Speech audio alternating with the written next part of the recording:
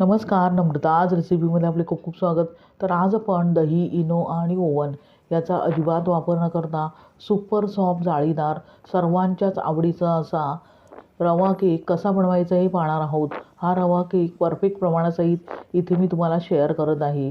लहान मुलेही अगदी आवडीने खातील इतका सुपर सॉफ्ट हा केक तयार होतो.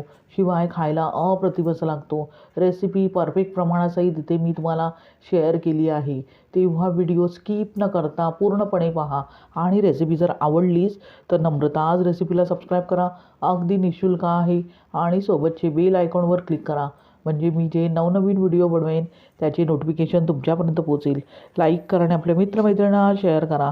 चला तर मग जास्त वेळ न घालवता आता आपण रेसिपीला सुरुवात करूया. अय्यंगार बेकरी स्टाईल रवा केक बनवण्यासाठी प्रथम आपण ड्राय इन्ग्रेडियंट म्हणजेच सुके जिन्नस मिक्सरच्या भांड्यात घालून फिरवून घेणार आहोत. त्यासाठी मिक्सरच्या भांड्यात आपण 1 वाटी बारीक रवा घालूया. इथे बारीक रव्याचाच वापर करायचा आहे. त्यानंतर अर्धी वाटी मैदा घालूया. त्यामुळे ह्या केकला टेक्स्चर सुंदर येते. त्याबरोबरच 2 चमचे मोठे आपण इथे मिल्क पावडर घेतली आहे. त्यामुळे या केकला माव्याची चव येते म्हणून अवश्य वापरा.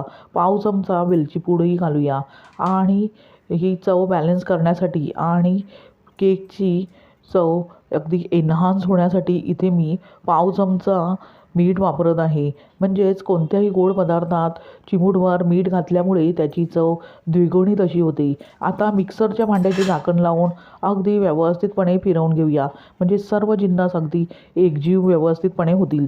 पाहू शकता अशा प्रकारे मिश्रण मी तयार करून घेतले आहे. ते आपण एका पातेल्यात काढून घेऊया. त्यानंतर केकसाठी बॅटर बनवण्यासाठी इथे मी एक बाउल घेतला आहे. आता त्यात आपण पाव वाटी तेल घालूया. तेल रोजच्या वापरातील तुम्ही कोणतीही घेतली तरी चालेल किंवा तेलाऐवजी इथे तुपाचाही वापर करू शकता. आता त्यात आपण 1 वाटी पिठी साखर घालूया. पिठी साखर मी घरगुती घेतली आहे. जर मार्केटमधून आणलेली जर तुम्ही घेणार असाल तर लगेचच चाळून घ्यायची आहे कारण त्यामध्ये गुठळ्या असतात. त्या मोडून व्यवस्थितपणे घ्यायच्या आहेत. आता अशा प्रकारे तेल आणि साखर व्यवस्थितपणे एकजीव करून घेतल्यावर लगेचच त्यामध्ये 1 वाटी उकळून थोडेसे कोमट करून घेतलेले दूध घालूया. इथे दूध कोमटच घ्यायचे आहे. त्यामुळे रवा भिजण्यास लगेचच मदत होते म्हणून कोमट दुधाचाच वापर करायचा आहे. आता दूध घातल्यावर लगेचच सर्व जिन्नस व्यवस्थितपणे एकजीव करून घ्यायचे आहेत. म्हणजे साखर, तेल आणि दूध अगदी व्यवस्थितपणे एकाच दिशेने एकजीव होईस्तोवर अशा प्रकारे फेटून घ्यायचे आहे. साधारणतः 2 मिनिटानंतर पाहू शकता मिश्रण दूध, साखर आणि तेलाचे पूर्णपणे तयार झाले आहे. अशा प्रकारे मिश्रण तयार करून घेतल्यावर जे आपण ड्राय इन्ग्रेडियंट्स म्हणजे सुके जिन्नस मिक्सरमधून फिरवून घेतले होते ते सर्वच्या सर्व या मिश्रणात घालूया आणि मिश्रण अशा प्रकारे एकसारखे एकजीव करून घेऊया.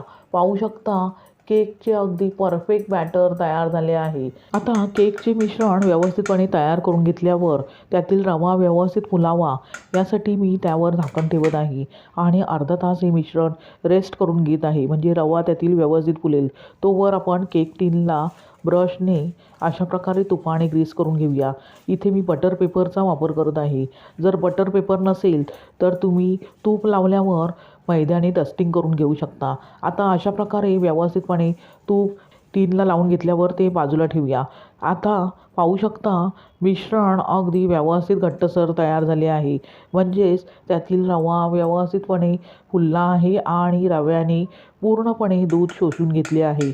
अशा प्रकारे घट्टसर मिश्रण तयार करून घेतल्यावर लगेचच त्यामध्ये आपण 1 मोठा चमचा बेकिंग पावडर आणि पाव चमचा बेकिंग सोडा घालूया. त्यामुळे हा जो केक बनवणार आहोत तो अगदी जाळीदार असा तयार होतो. त्यामध्ये पाव वाटी दूध घालूया. इथे कोमट दूध मी घेतले आहे. अशा प्रकारे मिश्रणात कोमट दूध घातल्यावर व्यवस्थितपणे फेटून घेऊया. एकाच दिशेने मिश्रण अशा प्रकारे फेटून घेतल्यावर पाहू शकता किती मिश्रण हलके फुलके झाले आहे. अशा प्रकारे मिश्रण हलके फुलके झाल्यावर त्यामध्ये गरजेनुसार टुटी फ्रुटी घालूया किंवा याऐवजी तुम्ही ड्रायफ्रूट्सचाही वापर करू शकता. पाहू शकता मिश्रण अगदी परफेक्ट केकचे तयार झाले आहे. लगेचच ते आपण केक टिनमध्ये ट्रान्सफर करूया आणि वरून लगेचच राहिलेले जे टुटी फ्रुटी आहेत ते डेकोरेशनसाठी घालूया. त्यानंतर त्यातील एअर बबल्स निघून जाण्यासाठी अशा प्रकारे टॅप करून घेतल्यावर लगेचच केक टीन आपण कढईमध्ये बेक करण्यास ठेवणार आहोत. त्यासाठी इथे मी आधीच कढई अगदी व्यवस्थितपणे गरम करून घेतली आहे. त्यावरील झाकण काढून हलक्या हाताने आपण केक टीन कढईमध्ये ठेवूया आणि लगेचच त्यावर झाकण ठेवून साधारणतः आपण 45 मिनिटे हा केक व्यवस्थितपणे बेक करून घेणार आहोत. गॅस मंदच इथे ठेवायचा आहे. 45 मिनिटानंतर कढईवरील झाकण काढून पाहूया. पाहू शकता किती परफेक्ट केक तयार झाला आहे. आता तो आतून व्यवस्थित शिजला आहे की नाही किंवा बेक झाला आहे की नाही ते चेक करण्यासाठी टूथपिकचा वापर करायचा आहे. टूथपिक क्लीन निघत आहे. गॅस बंद करूया आणि केक टीन कढईमधून बाहेर काढून घेऊया. आता केक कढईमधून बाहेर काढून घेतल्यावर वरून कापडाने अशा प्रकारे झाकून घेऊया, म्हणजे त्यातील मॉइश्चर पूर्णपणे टिकून राहते, केक कडक होत नाही. आता साधारणतः अर्ध्या ते पाऊण तासानंतर पूर्णपणे केक थंड करून घेतल्यावर त्यावरील आपण कपडा काढून घेऊया. पाहू शकता अगदी परफेक्ट केक तयार झाला आहे. लगेचच तो आपण डिमोल्ड करून घेऊया. प्रथम आपण केकच्या कडा मोकळ्या करून घेऊया. त्यानंतर त्यावर प्लेट ठेवून अशा प्रकारे अगदी हलक्या हाताने केक डिमोल्ड करून घेऊया. पाहू शकता किती परफेक्ट केक तयार झाला आहे. आता त्यावरील आपण जो बटर पेपर लावला आहे तोही हलक्या हाताने काढून घेऊया. पाहू शकता किती परफेक्ट केक आणि टेक्स्चर केकला आले आहे, म्हणजेच जाळीदार आणि अगदी रंगही सुरेख आला आहे. त्याचा सुवास अगदी घरभर दरवळतो आहे. अशा प्रकारे केक अगदी व्यवस्थितपणे डिमोल्ड करून घेतल्यावर आणि त्यावरील बटर पेपर काढून घेतल्यावर लगेचच आपण त्याचे पीस तयार करून घेऊया. तुम्ही हव्या त्या साईजमध्ये केकचे पीस करून घेऊ शकता. इथे मी मीडियम साईजचे केकचे पीस तयार करून घेत आहे. पाहू शकता किती परफेक्ट जाळीदार आणि मऊ लुसलुशीत असा रव्याचा केक तयार झाला आहे, तोही घरगुती साहित्यात आणि कमी वेळेत. अशा प्रकारे दही इनो ओव्हन याचा अजिबात वापर न करता घरगुती साहित्यात मऊसूत जाळीदार आणि तितकाच चविष्ट माव्याची चव असलेला रवा केक तयार झाला आहे. तुम्ही अशाच प्रकारे मावा रवा केक बनवून पहा आणि त्याचा आस्वाद घ्या.